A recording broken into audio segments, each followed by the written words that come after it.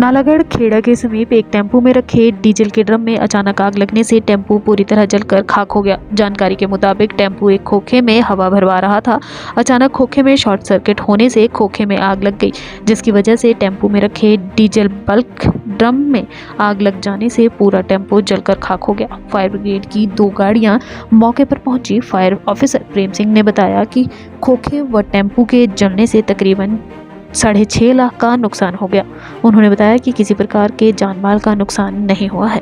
उज्ज्वल हिमाचल के लिए नालागढ़ से सुरेंद्र सिंह सोनी की रिपोर्ट। तो आई ये आपकी गाड़ी कैसे चली है? गाड़ी इधर हवा चेक कराने आए थे जी। हवा चेक कराते कराते ऊपर से अचानक पता नहीं कैसे आग पड़ गई। मेरे 6.5 लाख से ऊपर है।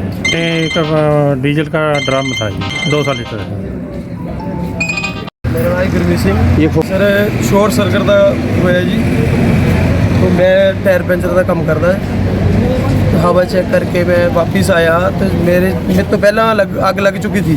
मेरा नुकसान भी जी कम से कम 7-8 हज़ार का नुकसान विद टायर लगा है। मतलब कि दुकान का जी, मेरे पुराने टायर थे तो जी हमने तो देखा नहीं जी। उस टाइम तो यहाँ पे कोई नहीं था जी। मैं था जी, 1-2 बंदे और थे जी जो आने वाले थे। ड्राइवर लोग यहीं रहते हैं जो गाड़ी चलाते हैं, तो यहाँ पे कोई नहीं था। हवा भर के जी मैं वापस आया तो इतने में आग लग चुकी थी।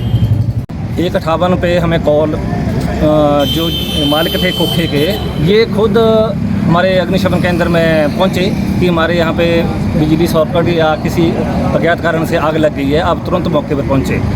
हमने वहाँ से गाड़ी लेके यहाँ पे देखा कि यहाँ पे एक टेम्पू में आग लगी थी और एक खोखे में आग लगी थी। हमने तुरंत दूसरी आग को ज़्यादा लगते हुए देखा कि दूसरी गाड़ी हमने तुरंत मौके पर बुला ली। तो यहाँ पे ये जो टेम्पू था ये तकरीबन हद तक जल चुका है। खोखे का नुकसान जो बीच में सामान पड़ा था वो सेव है।